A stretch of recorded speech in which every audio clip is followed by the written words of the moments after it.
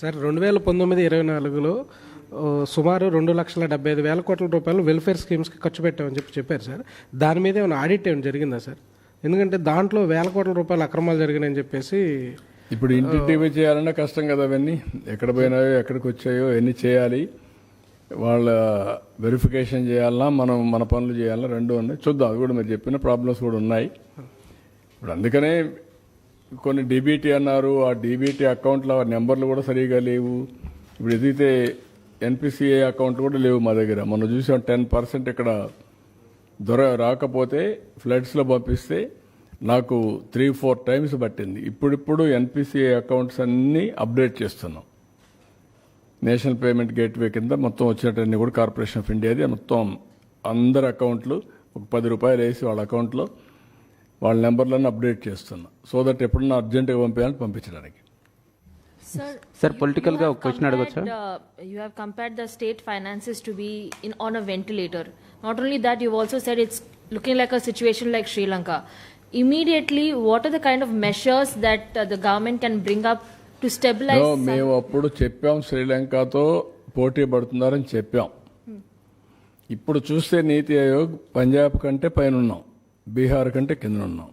నేను చెప్పింది వాస్తవాన్ని ఎస్టాబ్లిష్ అయింది. Now we have to revive. నేను అని చెప్పి మొత్తం వదిలేసామనుకోండి, పబ్లిక్ కూడా హెల్ప్లెస్ అవుతారు కదా. I cannot leave at that stage. I have to fight. ఏ విధంగా చేయాలి? అందుకనే మీరు చూస్తే ఇప్పుడు వచ్చిన తర్వాత 3-4 ప్రోగ్రాంలు వెల్ఫేర్ చేశాం సూపర్ 6లో. మిగిలినట్టు కూడా చేయాలి, దానికి కూడా డేట్స్ ఇచ్చాం. అవి కూడా వర్కౌట్ చేస్తున్నాం, అవి కూడా చేస్తాం. ఏ విధంగా తీసుకెళ్లాలో తీసుకెళ్ళి మళ్ళా దీన్ని గట్టెక్కించి రాష్ట్రాన్ని గాడిలో పెడతాం. Will do it. అందుకే మమ్మల్ని నమ్మారు. 93% స్ట్రైక్ రేట్ ఇచ్చారంటే ఒక నమ్మకం, ఒక విశ్వాసం, ఒక ట్రస్ట్. ఆ ట్రస్ట్ని బ్రీచ్ చేస్తే కరెక్ట్ కాదు. వాళ్ళ మారిగా బాధ్యత రాహిత్యంగా పనిచేయలేం, అట్లని చెప్పి ఇచ్చలవిడిగా చేయలేం. నేను అందుకనే ప్రజల్ని కాన్ఫిడెన్స్ తీసుకుంటున్నాను. I want to place everything before public. Time to time ఇస్తాను, నేను అన్నీ చేస్తాను. చేసిన తర్వాత ఏది కూడా సంపద సృష్టించినా, ఆదాయాన్ని పెంచినా ఆదాయం ఎవరికి చెందుతుంది? It is a public. What all I create wealth, it is a public property. అందుకని ఇవన్నీ చేసి వాళ్ళకు కూడా గవర్నమెంట్లో డబ్బులు సంపద సృష్టించడమే కాదు, రైట్ టైంలో వాళ్ళకు కూడా వెసులుబాటు రావాలి. లేదు నేను సంపద సృష్టిస్తున్నాను తర్వాత ఇస్తాను, మీరు మాత్రం సఫర్ కండి అంటే సఫర్ అవ్వడానికి సిద్ధంగా లేరు.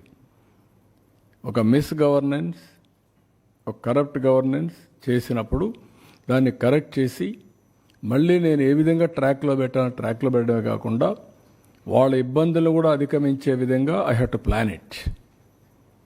నేను మొత్తం క్యాపిటల్ ఎక్స్పెండిచర్గా పెడతా, అప్పటి వరకు మీరు వెయిట్ చేయండి, నేనేం మీకు ఇవ్వనంటే that is not fair. That nobody will. వాళ్ళు కూడా సఫర్ అయ్యేదానికి కరెక్ట్ కాదు. మాకు ఓట్లేసింది సఫర్ కావడానికి కాదు, మాకు ఓట్లేసింది రివైవ్ చేస్తామన్న నమ్మకం కోసం. అదే మరి ఆదుకుంటామని, ఆదుకునే బాధ్యత మా పైన ఉంది. డెఫినెట్గా ఎవ్రీ మినిట్ ఐఎమ్ థింకింగ్. అయితే వాస్తవాలు కూడా ప్రజలకు చెప్పకపోతే ఇంకా నేను రాలేదేవు, లేకుంటే చేసేయలేకపోతున్నాడు, డబ్బులున్నాయి ఎందుకు చేయలేదు, నేను చేస్తా అన్నాడు కదా, నమ్ముకున్నాం కదా అనే ఫీలింగ్కి వస్తున్నారు. అది కూడా చెప్పాలి.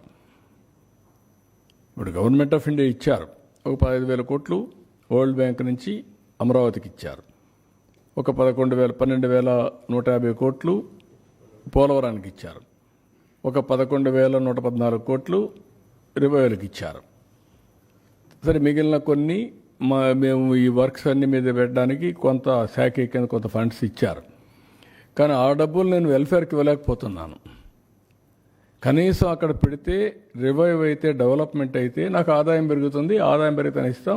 ఇంకొంచెం ఫ్లెక్సిబిలిటీ కోసం ఆలోచిస్తున్నాం. ఎక్కడ ఫ్లెక్సిబిలిటీ వస్తే అక్కడ అవసరమైతే బారో చేసైనా సరే I want to give my commitments. తల్లికి వందనం కానీ, లేకపోతే రైతులకు ఇవ్వాల్సిన రైతు భరోసా కానీ I want to give it. ఏది రైతైనా అవస్థపడాలి, గవర్నమెంట్ అయినా అవస్థపడాలి. నాకు ఫ్లెక్సిబిలిటీ ఉంటే నేను అవస్థ తీసుకోవడానికి సిద్ధంగా ఉన్నా. I will give it.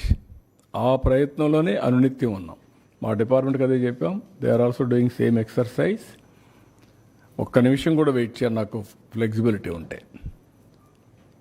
ఇప్పుడే దాని మీద కూడా ప్లాన్ చేసుకున్నాం, వర్కౌట్ చేస్తున్నాం. I will come out. మీకెందుకంటే ఇవన్నీ కూడా మీరు ప్రజలకు తెలియజేయాల్సిన బాధ్యత మనందరికీ మీద ఉంది. ఇట్ ఈజ్ ఓన్లీ, అందుకే నేను చాలాసార్లు చెప్పాను, ఒక పబ్లిక్ పాలసీ, ఒక ప్రభుత్వాన్ని ఎన్నుకుంటారు. ప్రభుత్వం ఒక పబ్లిక్ పాలసీ ద్వారా ప్రజల జీవితాలను మారుస్తారు. ఇప్పుడు మీరు ఇక్కడ ఫిగర్స్ చూశారు. ఐటీకి ప్రాధాన్యత ఇచ్చాం, ఇన్ఫ్రాస్ట్రక్చర్కి ప్రాధాన్యత ఇచ్చాం. ఈరోజు తెలంగాణ రాష్ట్రం హైయెస్ట్ పర్ క్యాపిటల్ ఇన్కమ్ ఉంది బికాస్ ఆఫ్ దట్ పాలసీస్. ఈరోజు మేము తీసుకునే పాలసీస్ కూడా లాస్ట్ టైం 48,000 కోట్ల రూపాయలు ఖర్చు పెట్టాం. ఏది ఇరిగేషన్, ఇక్కడ మాత్రం నీరు చెట్లో పెట్టాం, నరేగాలో పెట్టాం. 68,000 70,000 కోట్లు ఖర్చు పెట్టాం. దానివల్ల గ్రౌండ్ వాటర్ రీఛార్జ్ అయ్యింది. ఈ సంవత్సరం మీరు చూస్తే 65% యాజ్ ఆన్ టుడే రిజర్వాయర్లో వాటర్ ఉండే పరిస్థితికి వచ్చింది. 35% మనం వాడే పరిస్థితికి వచ్చాం యాజ్ ఆన్ టుడే. అది పెద్ద సంపద. నెక్స్ట్ ఇయర్కు జూన్లోనే పంటకు నీళ్ళు ఇస్తాం. రాయలసీమలో ఏది కూడా హార్టికల్చర్కి ఇబ్బంది లేకుండా నీళ్ళు ఇస్తాం. It is a continuous process. ఇవన్నీ ఈ విధంగా వెల్త్ క్రియేట్ చేయడానికి మనం ఖర్చు పెట్టే డబ్బులు కూడా ఉపయోగపడాలి. రెండు బ్యాలెన్స్ కావాలి. పబ్లిక్ పాలసీ వల్ల ఈరోజు గవర్నమెంట్ ఆఫ్ ఇండియా కూడా మీరు చూస్తున్నారు, ఎవరైనా సరే ఒక మంచి పబ్లిక్ పాలసీ తీసుకొని ఆ పబ్లిక్ పాలసీ ద్వారా సమర్థవంతంగా అమలు చేయాలి. మళ్ళీ నేను బాగానే డబ్బులు ఖర్చు పెట్టాం, దోచేసాం, రిజల్ట్స్ రాలేదు, అవుట్కమ్ లేదంటే మళ్ళీ కుదరదు. It is a continuous process. That is wear జీవితాలను కొన్ని గవర్నమెంట్స్ మనం ఉన్నాయి. ఈరోజు చైనా ఉంది, 78లో వాళ్ళు ఎకనామిక్ రిఫార్మ్స్ తీసుకొచ్చారు. చైనాతో సమానంగా వెళ్ళిపోయారు. మీరు ఒక ఇది పెట్టుకోవాలి, 78లో చైనా ఎకనామిక్ రిఫార్మ్స్ ఇచ్చారు. అరౌండ్ 80s ఆ ప్రాంతంలో అనుకుంటాను రెండు. రష్యా పొలిటికల్ రిఫార్మ్స్ తీసుకొచ్చారు. That is also a public policy, this is also a public policy. China super power అయింది, రష్యా ఎక్కడికో వెళ్ళిపోయింది. వై? అప్పట్లో Russia is more powerful than China, equal to USA USSR, Russia versus to America. ఇప్పుడు Russia versus to China. ఏంటి ఆ difference? ఒక public policy. ఆ public policy ఏంటి? వీళ్ళది ఎకనామిక్ రిఫార్మ్స్, వాళ్ళది పొలిటికల్ రిఫార్మ్స్. కంట్రీ డివైడ్ అయిపోయింది.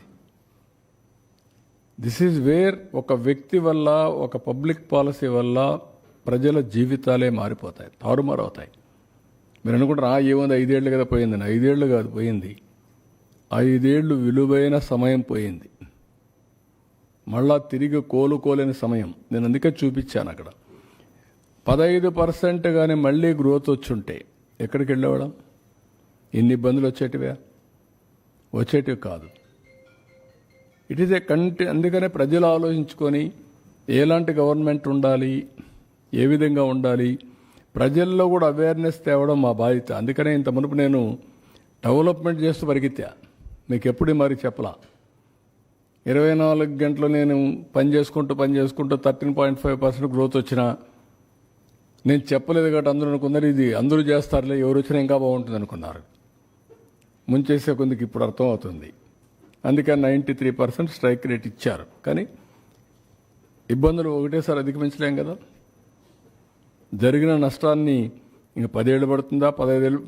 వారు చెప్పిన ఇప్పుడు 9,75,000 వడ్డీ కట్టాలా, రీపేమెంట్ చేయాలా, మళ్ళీ ఆదాయాన్ని పెంచాలా, మళ్ళా వెల్ఫేర్ ఇవ్వాలి.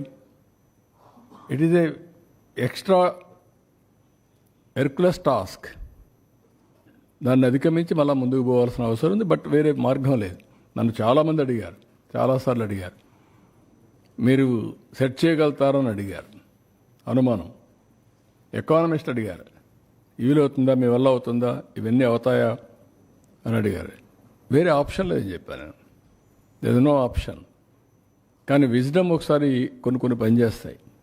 ఆ విజ్డమ్లో మేము ఎన్డీఏలో పార్ట్నర్స్ కావడం, వాళ్ళు కూడా కలిసి రావడం, కనీసం ఈరోజు ఈ ప్రాజెక్ట్స్ అన్నీ మళ్ళా సెట్ చేసి లైన్లో పెట్టాం కాబట్టి కొంత హోప్, రివైవల్ స్టార్ట్ అయింది.